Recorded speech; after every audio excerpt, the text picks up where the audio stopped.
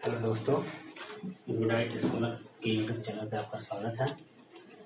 जैसा कि पिछले वीडियो में हमने इस बात पे चर्चा की थी कि ये जो चैनल है उसमें हम 3 चीज़ों पे फोकस करेंगे: हिस्ट्री, पॉलिटी और करंट अफेयर।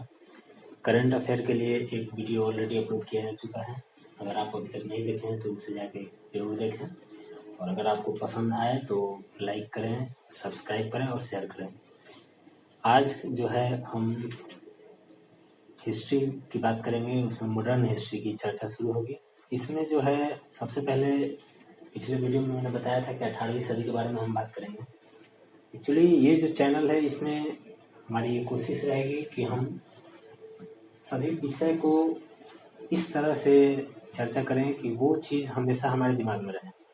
इसमें पढ़ाने से ज़्यादा इस बात पर ध्यान दिया जाएगा कि आपको पढ़ाई हुई चीज़ें जो है वो रिपीट हो इस तरीके से कि वो आपको हमेशा याद रहे। तो चलिए शुरू करते हैं। सबसे पहले तो मेरे जितने दोस्त, मेरे भाई जो मेरे वीडियो को देखे हैं, लाइक किए और शेयर किए हैं, और जो रिस्पांस मिला है उसके लिए बहुत बहुत शुक्रिया। और मैं चाहूँगा कि ये और अच्छा से अच्छा हो। मेरी कोशिश होगी कि हम और अच्छा से अच्छा वीडियो अपलोड करें जिससे फ़ायदा भी हो। बहुत सारे ऐसे मित्र हैं जो किसी एग्ज़ाम का तैयारी नहीं करते हैं, लेकिन मैं वादा करता हूँ कि हिस्ट्री की जो वीडियो मैं अपलोड करूँगा वो आपको एक फिल्म से कम नहीं लगेगी और आपको मज़ा भी आएगा। चलिए शुरू करते हैं। सबसे पहले मॉडर्न हिस्ट्री। मॉडर्न हिस्ट्री में आज मैं चर्चा करूंगा सबसे पहले कुछ टॉपिक का कि मॉडर्न हिस्ट्री में क्या क्या है, क्यों मॉडर्न हिस्ट्री जो है वो इम्पोर्टेंट है। किसी भी एग्जाम के लिए मॉडर्न हिस्ट्री सबसे ज़्यादा इम्पोर्टेंट होता है क्योंकि उससे क्वेश्चन ज़्यादा आते हैं, और वो एक ऐसा पार्ट है जो कि हमारे आज के वर्तमान में भी काफ़ी प्रभाव डालता है। तो सबसे पहले देखते हैं मॉडर्न हिस्ट्री में 18वीं सदी के बारे में पहले हम चर्चा करेंगे। उसके बाद जो है वो यूरोपियों का जो आगमन है, ईस्ट इंडिया कंपनी के बारे में जो हम लोग सुनते आते हैं उसकी बात होगी। फिर ब्रिटिश साम्राज्य के बारे में बात होगी, कैसे ईस्ट इंडिया कंपनी जो आके यहाँ पे एक साम्राज्य स्थापित किया और उसका जो प्रभाव रहा। उसके बाद ब्रिटिश भारत में सामाजिक एवं सांस्कृतिक नीति, यानी कि उस समय की जो सामाजिक नीतियाँ थी और जो सांस्कृतिक नीति थी वो क्या थी। और उसके बाद हम 19वीं सदी में पढ़ेंगे उस समय का सामाजिक स्थिति क्या थी। फिर हमारे सामने आगे हम देखेंगे 1857 का विद्रोह, जो कि हमेशा की तरह सबसे दिलचस्प रहेगा, और हम अपने वीर पुरुषों के बारे में जानेंगे कि 1857 में क्या हुआ था। 1857 के बाद 1858 में अचानक प्रशासनिक परिवर्तन हुआ, उसके बारे में भी समझेंगे। फिर उसके बाद शुरू हुआ ब्रिटिश शासन, और ब्रिटिश शासन में आर्थिक परिवर्तन, किस तरह से जो है अचानक से ही हमारा देश जो है वो ब्रिटिश शासन के अंतर्गत जो है वो गुलाम हो गया। फिर उसके बाद हम शुरू करेंगे अपने राष्ट्रीय आंदोलन के बारे में जो 1905 से शुरू होता है, और उसके बाद धीरे धीरे हम 1947 तक की बात करेंगे, और इसी दरमियान जो धार्मिक और सामाजिक सुधार हुए हैं उसके बारे में भी चर्चा करेंगे। तो इन सब चीज़ों को हम वन बाई वन देखेंगे, लेकिन आज सबसे पहले हम शुरू करेंगे वो है 18वीं सदी का समाज और राज्य। चर्चा शुरू करते हैं।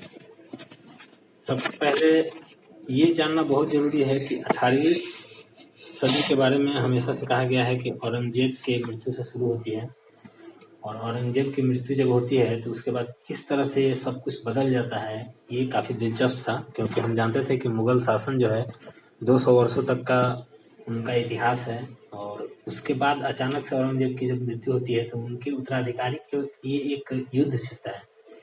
उनके 3 पुत्र होते हैं और तीनों जो है वो आपस में युद्ध करने लगते हैं, जिसमें उनका जो एक पुत्र है जो बहादुर शाह प्रथम हुए, जो मुअज्जम के नाम से जाने जाते थे, उन्होंने सफलता हासिल की और वो शासक बने। लेकिन अक्सर इस बारे में बताया जाता है कि जो केंद्रीय शक्ति थी वो लगभग खत्म हो चुकी थी, और उसी का परिणाम ऐसा हुआ कि बहुत सारे स्वतंत्र राज्य की स्थापना होने लगी। अगर उस समय की बात को अगर आज के परिदृश्य में देखा जाए तो ऐसे कहा जा सकता है कि जो केंद्रीकृत पार्टी होती हैं, जैसे आज हमारा जो संविधान है और हमारे यहाँ संवैधानिक पार्टियां बनी हुई हैं, तो केंद्र में 2 पार्टियां हैं जो केंद्रीकृत पार्टी हैं। तो इस समय हम इस तरह समझ सकते हैं कि जब वो पार्टियां कमजोर होती हैं तो राज्य की जो छोटी छोटी पार्टियां होती हैं वो काफी प्रभावशाली हो जाती हैं, और वे खुद को उसके अधीन होने से इनकार करने लगती है। यही घटना उस समय भी हुआ था जब केंद्र में मुगल का शासन था, तो कोई भी जो राज्य थे, जो वहाँ के शासक थे, वो उसके अधीन आया करते थे, वो उन्हें अपना राजस्व देते थे, राजस्व का एक पार्ट देते थे। तो जब मुगल शासन कमजोर हुआ, जब औरंगजेब की मृत्यु हुई, तो उस समय तक लगभग पतन की स्थिति हो गई थी, वो काफी कमजोर हो गई थी मुगल की केंद्रीकृत शासन। तो बहुत सारे राज्य जो है वो अपने आप को स्वतंत्र घोषित कर दिए, और उन्हीं राज्यों से कुछ ऐसे राज्य निकले जिन्होंने अपनी शासन व्यवस्था काफी अच्छे ढंग से चलाया, और इसके लिए वो जाने जाते थे। तो हमारा ये जो चैप्टर है, इसमें सबसे महत्वपूर्ण यही चीज है कि जो राज्य स्वतंत्र हुए, आखिर वो किस तरह से शासन किए, उनकी शासन व्यवस्था जो है वो कैसी रही, और इसका प्रभाव क्या रहा। तो हमारी कोशिश सबसे पहले शुरू होती है उन्हीं के बारे में चर्चा से। तो कौन कौन से राज्य थे, पहले उनको देख लेते हैं। तो कौन कौन से राज्य थे, तो उसमें सबसे ज्यादा फेमस होते थे वो थे बंगाल, हैदराबाद, मैसूर, फिर से अवध। ये सब राज्य जो है वो काफी प्रचलित हुए, क्योंकि यहाँ की जो शासन व्यवस्था थी वो काफी अच्छी तरीके से अपने राज्य को चलाएं, और केंद्रीकृत के अधीन रह के कुछ राजस्व दे के भी, और कुछ लोग उनसे न दे के भी अपने शासन को स्थापित किए। तो सबसे पहले शुरू करते हैं बंगाल से। बंगाल में जो है दो लोग थे, एक थे मुर्शीद कुली खां और एक थे अलीवर्दी खां। तो इनकी जो कहानी है वो ऐसा है कि इन लोगों ने मुगल शासन के कमजोरी को देखते हुए खुद को स्वतंत्र घोषित किया। लेकिन इसमें दो चीजें आपको ध्यान देने वाली है। एक है मुर्शीद कुली खां, जो जब ये अपना राज्य स्थापित किए, बंगाल को स्वतंत्र घोषित किए, लेकिन उन्होंने मुगल शासन का अधीन रह के ही काम किया। उन्होंने उसका अधीनता स्वीकार किया, उन्हें राजस्व भी देना शुरू किया। परंतु इनका जो डिसीजन था, जो राज्य चलाने की जो नीति थी, वो ऐसी थी कि ये अपने आप में स्वतंत्र नीति का अनुपालन करते थे, ये किसी के बंदिश में रह के नहीं करते थे। और उसका नतीजा जो है वो आपको अभी देखने को मिलेगा कि इनके जो कार्य थे, जैसे कि भू राजस्व की जो इनकी बंदोबस्त थी, वो इन्होंने अपना एक नया व्यवस्था शुरू किया। फिर से जागीर भूमि जो था उसको खालसा भूमि में बदल दिया। आगे कुछ ऐसे किसान थे जो कि राजस्व को देने में समर्थ नहीं थे, लगान देने में समर्थ नहीं थे, तो इनके लिए इन्होंने तकावी ऋण प्रदान किया। इनकी एक और खासियत थी, जो ये देश के अंदर और ये जो विदेशी व्यापार थे उसमें इन्होंने ध्यान दिया और उसको काफी आगे बढ़ाने की कोशिश की। इनकी एक सबसे बड़ी व्यवस्था जो प्रचलित है और इनके बारे में कहा गया है कि ये कंपनी जो थी, जितने भी कंपनी थी, विदेशी कंपनियां, उनके ऊपर इनका नियंत्रण काफी अच्छा था।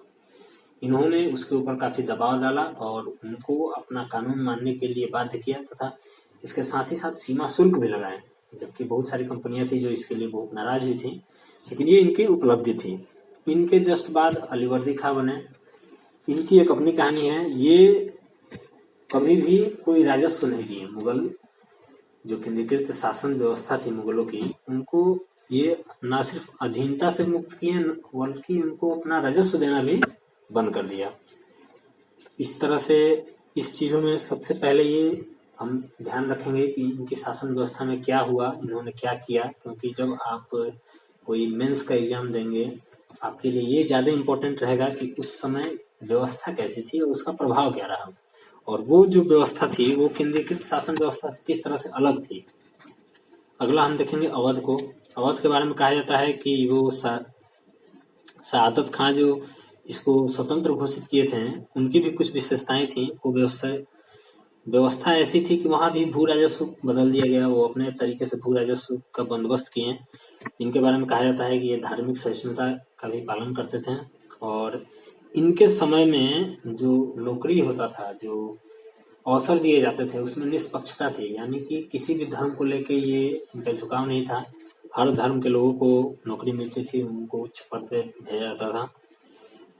एक और चीज है जो इसमें खास है, वो है कि हस्तशिल्प की जो कला होती है वो लखनऊ में काफी फेमस हुई इनके समय में, उसको काफी बढ़ावा भी मिला। तो अवध के बारे में इतना हमें याद रखना होगा। अगला हम मैसूर पे आते हैं। मैसूर में काफी दिलचस्प कहानी थी। वहां पे थे हैदर अली और उनके पुत्र टीपू सुल्तान। हैदर अली के बारे में कहा जाता है कि वो काफी कुशल प्रशासक थे। वो सेना में पहले उच्च पद पे थे और उनके समय में सब कुछ बदलता गया। वो धीरे धीरे ऊपर बढ़ते गए, सेना में सबसे उच्च पद पे गए और फिर एक ऐसा समय आया जब उन्होंने शासन की बागडोर अपने हाथों में ले ली। वो दो चीज उनके बारे में इम्पोर्टेंट है। एक तो उनकी जो कूटनीतिक सफलता थी, एक सेना में भर्ती होना, फिर सेना के सबसे उच्च पद पे जाना, फिर उसके बाद वहां से अपने आप को उसका शासक घोषित करना, उसके शासक को पराजित करके उसे अपने अंडर में लेना।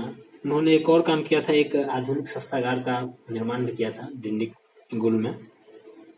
फिर उनकी मृत्यु होती है। फिर उनके बाद आते हैं टीपू सुल्तान। टीपू सुल्तान के बारे में अक्सर कहा जाता है ये पहला ऐसा शासक है जिन्होंने नया प्रयोग करने में अपना विश्वास रखा। यानी कि ये पूर्व से जो चलती आ रही है व्यवस्थाएं, चाहे वो किसी भी क्षेत्र में हो, उसके अतिरिक्त ये कुछ यूँ कहिए आप क्रिएटिविटी इनके अंदर काफ़ी ज़्यादा थी। और उसका एक बहुत बड़ा एग्जाम्पल था कि इन्होंने नई मुद्राएं विकसित की, जबकि माप तौल के लिए भी नया प्रणाली लाया, और कैलेंडर जो एक नया कैलेंडर इन्होंने विकसित किया। इनके बारे में दो क्वेश्चन आते हैं ऑब्जेक्टिव में, एक स्वतंत्रता वृक्ष जो कि इन्होंने श्रीरंगपट्टनम में लगाया था, और एक जैकोबिन क्लब के ये सदस्य बने थे। ये दोनों चीज इनको याद रखेंगे। टीपू सुल्तान जो है वो काफी साहसी थे और ये अंत तक बहुत सारे युद्ध लड़ते रहे और उनमें सफलता भी हासिल की। इनका जो मुख्य ध्यान था, इनके समय में जो प्रभाव इनका था वो ये था कि ये सैन्य संगठन पे काफी ध्यान देते थे। इनके समय में सैन्य संगठन काफी अच्छी हो गई थी। आधुनिक नौसेना भी इन्होंने अपनी एक खड़ी कर दी थी। ये एक बहुत बड़ी सोच थी, क्योंकि इनका जो दूरदर्शी सोच था उसमें यह था कि अगर समुद्र में हमारा वर्चस्व बढ़ता है तो हम बहुत ज्यादा क्षेत्र तक अपना विस्तार कर पाएंगे और अपनी ताकत जो है वो और ज्यादा से ज्यादा बढ़ा पाएंगे। तो इन्होंने समुद्र को देखते हुए भारतीय नौसेना की व्यवस्था की। तीसरा था व्यापार पे इनका विशेष ध्यान। व्यापार पे जो है ये इतना ज्यादा डिपेंडेंट है, इन्होंने हर किसी के साथ, चाहे वो अपने देश के अंदर हो चाहे देश के बाहर हो, दूर देश तक इन्होंने अपना व्यापार फैलाया और उसको लेके सभी व्यापारियों को उत्साहित किया, उनको संरक्षण भी दिया। इनके समय में एक और सबसे इम्पोर्टेंट चीज है जो कि ऑब्जेक्टिव में आता है कि इन्होंने एक शारदा मंदिर था उसमें दान दिया था, जिससे धार्मिक स्तर पे इसको काफी इम्पोर्टेंस दिया गया। इसके बाद हम बात करेंगे मराठा का, मराठा साम्राज्य जो कि एक ऐसा स्वतंत्र राज्य जो कि अपने आप में साम्राज्य स्थापित कर चुका, लेकिन इसका अंत जो है वो बहुत बुरा हुआ। उस समय अगर हम देखें तो मराठा साम्राज्य एक ऐसी ताकत थी जो अपने आप को केंद्रीयकृत रूप में स्थापित कर सकती थी, लेकिन इन्होंने ऐसा किया नहीं। काफी कुछ था इसके पीछे, हालांकि इनमें बहुत अच्छे अच्छे जो है शासन व्यवस्था बहुत ही तगड़ा था। इसमें सबसे पहले देखा जाए तो शाहू के शासन काल में जो है वो पेशवा बने थे बालाजी विश्वनाथ, और उस समय से ही ये सब कुछ काफी बदल गया और ये लगातार अपना साम्राज्य का विस्तार करते गए, बहुत सारे युद्ध जीते। और इनकी सबसे बड़ी विशेषता थी कि ये जो बालाजी विश्वनाथ थे पेशवा, इनकी कूटनीतिक क्षमता काफी समृद्ध थी। इन्होंने बहुत सारे मराठा सम्राट सरदारों को अपने अधीन लाया और उन पे इनका इतना ज्यादा प्रभाव था कि वो सभी जो है वो शाहू के अधीन आके एकमत हुए। तो इस तरह से इनका योगदान सबसे ज्यादा रहा और ये साम्राज्य बनाने में काफी अग्रसर हुए। इनके बाद इनके पुत्र बाजीराव प्रथम जो है वो पेशवा बने और उसी समय से ये जो है मराठा साम्राज्य में पेशवा का वंशागत चर्चाएं बनी रही।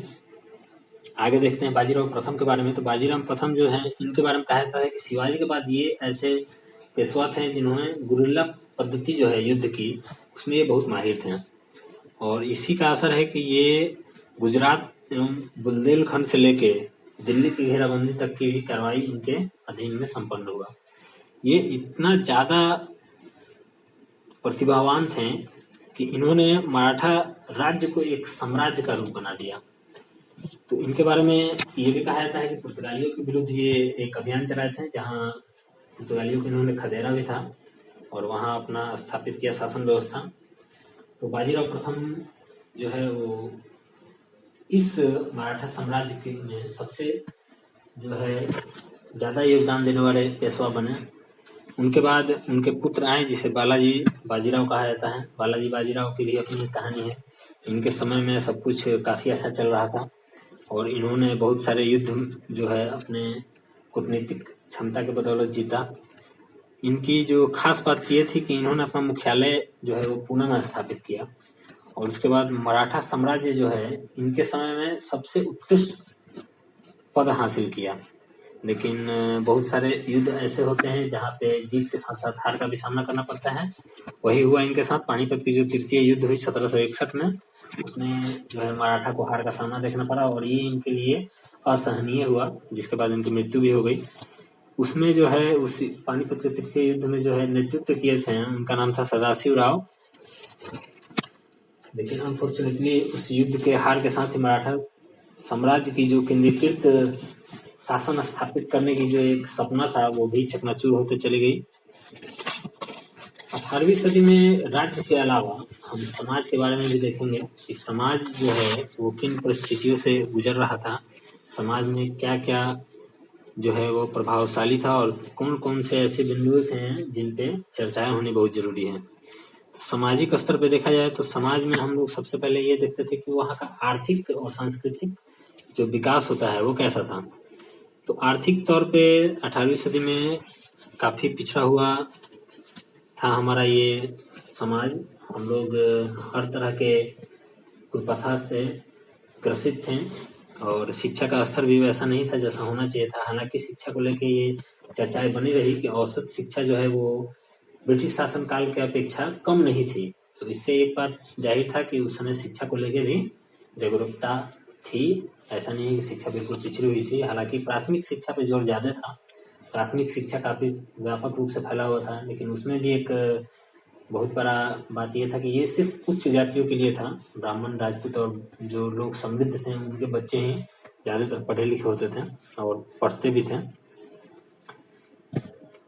फिर उस समय के जो 1813 में एक वारेन हेस्टिंग्स जो थे उन्होंने एक बात कही थी कि पढ़ने लिखने और अंक गणित में भारतीय जो है वो उस समय के यूरोपीय अन्य देशों के अपेक्षा काफी अच्छे थे और प्रतिभाशाली थे। जिससे ये पता चलता है कि हमारा जो समाज था वो उस समय भी पढ़ाई में पीछे सिर्फ व्यवस्था की वजह से था, ना कि अपने प्रतिभा की वजह से। आगे हम बात करते हैं संस्कृति और सामाजिक, जो कि धर्म और भाषा जाति के आधार पर जो बटा हुआ समाज था उस पे। जैसा कि हम जानते हैं कि जाति जो है और धर्म जो है वो हमारे देश का सबसे बड़ी समस्या है। उस समय भी ये समस्या उतना ही थी और उस समय भी ऐसा हुआ कि जो समाज था वो धर्म क्षेत्र, वहाँ के कबीले, भाषा, जाति, इन सब को लेकर काफी बटा हुआ था। तो जिसकी वजह से जो है वो विकास काफी हद तक प्रभावित हुआ। इसके साथ ही उस समय के जो समाज थी वो जो था वो पुरुष प्रधान समाज था। लेकिन एक इसमें एक अपवाद भी था कि केरल जो था, केरल राज्य जो था वो मातृ प्रधान था। वहाँ जो है महिलाओं का ज्यादा प्रभाव था अपने परिवार में। उस समय के शासन व्यवस्था के साथ ही अक्सर ये देखा जाता था कि बाल विवाह, दहेज प्रथा, सती प्रथा, पर्दा प्रथा, ये सब काफी प्रचलित थे। लेकिन ये जो थे इसमें एक आपको चीज याद रखना है कि ये जो थे वो पूरे देश में नहीं थे। यानी कि पूरा जो भारत की आप बात करते हैं, पूरा संपूर्ण भारत की बात करते हैं, उसमें नहीं था। ये अलग अलग क्षेत्र में थे। जैसे कि कुछ थे, जैसे पर्दा प्रथा जो थी वो उत्तर भारत में प्रसिद्ध थी, लेकिन दक्षिण भारत में ये बिल्कुल भी नहीं थी। उसी तरह से सती प्रथा भी ये उत्तर भारत में ही थी, दक्षिण भारत में ये नहीं थी। आगे हम बात करते हैं भाषा के। तो भाषा में ये देखा गया कि 18वीं सदी जो है वो उर्दू भाषा को लेके काफी उत्साहित था। उर्दू भाषा काफी प्रसार हुआ और उर्दू के जो कविता थे उनको काफी फेम मिला। हालांकि मलयालम साहित्य में भी थोड़ी बहुत पूर्ण जीवन देखा गया, जो कि वहाँ के शासन व्यवस्था थे जिनके अधीन वो संरक्षण मिला था। राम वर्मा और मार्तंड वर्मा, उनके शासन व्यवस्था में मलयालम साहित्य को भी काफी कुछ हासिल हुई। सिंधी साहित्य की भी कहीं कहीं चर्चाएं आती हैं। उसमें एक बहुत ही प्रसिद्ध नाम है, वो आप याद रखिएगा, शाह अब्दुल लतीफ, जिनका एक रचना था रिसौले। तो रिसौले को लेकर भी काफी नाम हुई थी, जिसकी वजह से सिंधी साहित्य काफी प्रचलित हुआ। लेकिन इस समय जो सबसे खराब स्थिति थी वो थी विज्ञान की, यानी कि विज्ञान की जो समझ थी, विज्ञान के ऊपर जो हमारा पकड़ था वो 18वीं सदी में सबसे कमजोर रहा और इसका असर भी आगे धीरे धीरे बढ़ता गया। इस तरह से हमने उस समय के समाज के बारे में देखा। अगर हम इसको एक बार फाइनली देखें तो फाइनली ये था कि 18वीं सदी जो है वो मुगलों के पतन से शुरू होता है और उसमें जो है मुगल के जो शासन थे, जो औरंगजेब के पुत्र हुए मुअज्जम बहादुर शाह प्रथम, उनके समय से केंद्रीय शासन कमजोर हुई, जिसकी वजह से बहुत सारे स्वतंत्र राज्य स्थापित हुए। उन राज्यों की जो अपनी नीति थी वो काफी प्रचलित हुई और ये एक तरह से प्रूफ हुआ कि आप जो है अपने राज्य को अपने अनुसार चला सकते हैं और वहाँ के जनता की आप सेवा कर सकते हैं। अक्सर ये कहा जाता है, बहुत सारे विदेशी रचनाओं में, विदेशी स्रोतों से ये पता हुआ है कि बहुत सारे लोग आश्चर्यचकित हैं टीपू सुल्तान को लेके, उसके समय का जो शासन व्यवस्था था उसके बारे में। फिर से बंगाल के बारे में, जब मुर्शीद अली खान ने किसानों को संरक्षण दिया, उसको काफ़ी राहत दिया, उनकी जो नई राजस्व बंदोबस्त थी उसमें किसानों को काफ़ी राहत मिली। तो इन सब चीज़ों से एक चीज़ तो समझ में आता था कि स्थानीय शासन जो है वो काफ़ी ज़रूरी है। लेकिन इसका एक और पक्ष था जो मैंने शुरू में कहा था कि इसका प्रभाव भी पड़ता है। उस समय जो है स्थानीय राज्य, स्थानीय स्वतंत्र राज्य जो अपने आप को आगे लेके आए हैं, उसकी एक बहुत बड़ी जो डिमेरिट ये हुई कि हमारी जो केंद्रीकृत शासन व्यवस्था थी वो कमजोर हो गई। अगर उस समय जिस तरह से हम मुगलों से आज़ाद हुए, मुगलों से हमारी जो स्वतंत्रता हासिल हुई, अगर हम उसे एक साम्राज्य स्थापित करके केंद्रीकृत व्यवस्था बनाते हैं तो शायद उसके बाद हम अंग्रेजों के गुलाम ना होते और अंग्रेज हमारे ऊपर अगले इतने सालों तक शासन व्यवस्था नहीं कर पाते हैं। तो ये एक हमारी उस समय की सबसे कमजोर कड़ी रही कि हमारी जो केंद्रीकृत शासन व्यवस्था थी। हालांकि मराठाओं ने ये कोशिश की, मराठाओं के द्वारा ये कोशिश की गई कि एक केंद्रीकृत शासन व्यवस्था बनाई जाए, उनका साम्राज्य भी काफी विस्तार किया, लेकिन उनमें प्रशासन का जो स्तर था वो काफी दयनीय था। उस समय उनके बीच काफी भ्रष्ट प्रशासक हुए और उन्होंने एक दूसरे को धोखा दिया। जैसा कि आप जानते हैं कि हमारे देश में सबसे बड़ी प्रॉब्लम यही थी कि एक दूसरे से युद्ध करते रहें और इसका फायदा कोई और उठाते रहा। तो 18वीं सदी में आज इतना ही। अगले वीडियो में फिर हम अगले टॉपिक यूरोपीय के बारे में पढ़ेंगे, ईस्ट इंडिया कंपनी के बारे में, कि वो कैसे भारत में आया और उसकी कैसे इतनी ज़्यादा प्रभाव हुई कि वो आगे चल के ब्रिटिश शासन का एक बहुत बड़ा जरिया बन गया। तो अगर ये वीडियो आपको पसंद आया हो तो इसे लाइक करें, सब्सक्राइब करें और शेयर करें। Thank you very much.